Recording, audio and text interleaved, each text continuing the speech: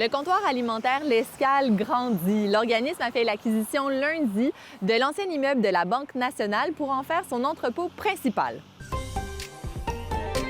C'est une étape majeure pour l'organisation qui doit composer avec une hausse marquée des demandes d'aide.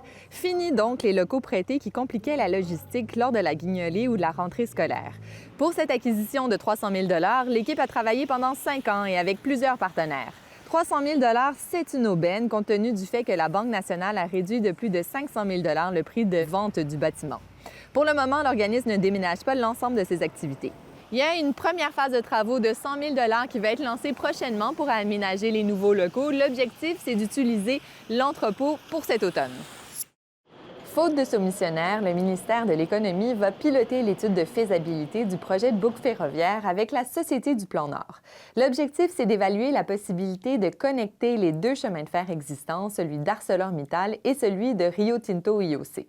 Actuellement, ces 2 lignes relient Port-Cartier et Sept-Îles à la fosse du Labrador, mais de manière indépendante. La création d'une boucle permettrait d'optimiser le transport de minerais, d'augmenter la capacité du port de Sept-Îles et de faciliter les exportations. Dans son dernier budget, Québec avait prévu 15 millions de dollars pour la réalisation de cette étude. Ce que vous voyez, c'est un paysage de l'archipel de Mingan frappé sur une pièce de la monnaie royale canadienne. L'illustration met en lumière le monolithe de la Bonne Femme sur l'île Miapisco. C'est Jean-Luc Hervieux, un artiste multidisciplinaire de Pessamit, qui l'a créé.